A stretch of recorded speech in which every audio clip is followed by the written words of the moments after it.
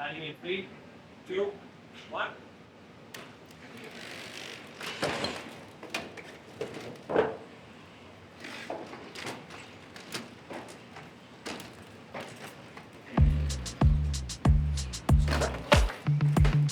This is my 6th week at Boston Dynamics, and the fridge was my first project.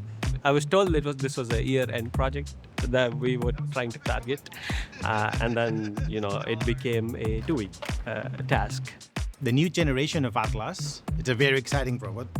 When we started working on its design, we set out to build a robot that was designed for low cost, ease of manufacturing, reliability, and simplicity, right? Like, really, it's a robot for which we've tried to reduce the complexity as much as possible.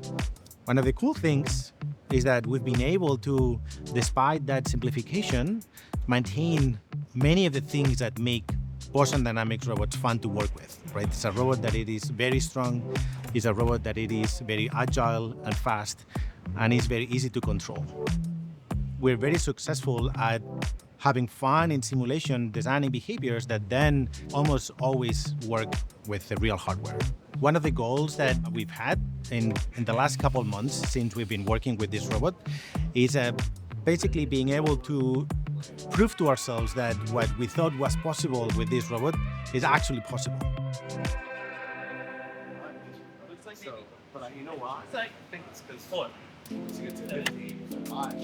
Basically, Atlas needs to be a tool. A tool basically that is similar to humans, which means it needs to start interacting with objects. And objects come in all shapes and forms. And because Atlas is a beast, and we know that it's capable of lifting heavy objects, we basically wanted to jump in the deep end. The empty fridge is 50 pounds, and that is mostly what we shot with.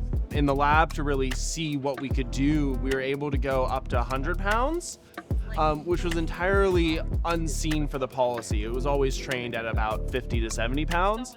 And this is really pushing the limits of what humanoid robots can do. I don't know of any other humanoid robot that has moved a big, heavy object like a fridge.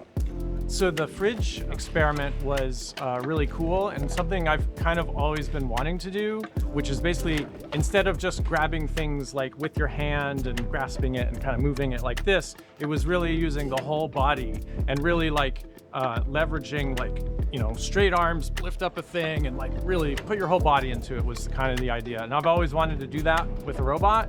A couple of things have come together recently. We have a really capable new robot that could actually do it. And we have a lot of really cool new tools on the team that we're utilizing to program it to do these kinds of behaviors.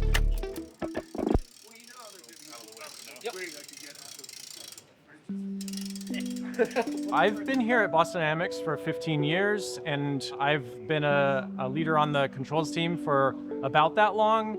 And we've gone through many cycles and many, pivots. And I think this one, where we are right now, is probably the most exciting.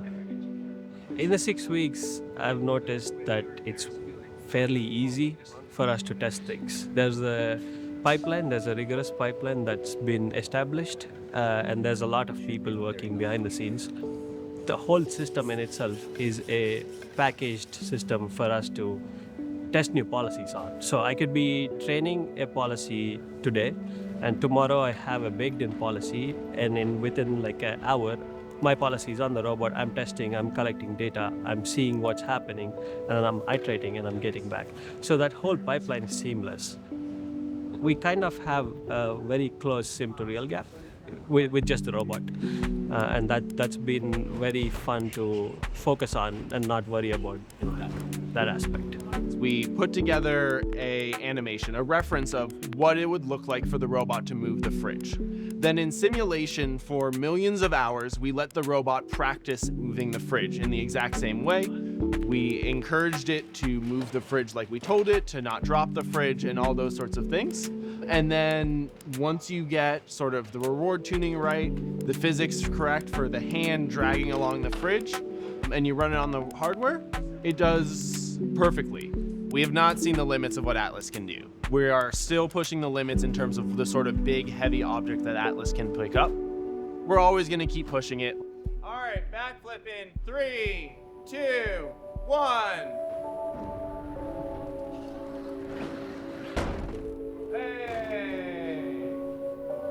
Like a champ.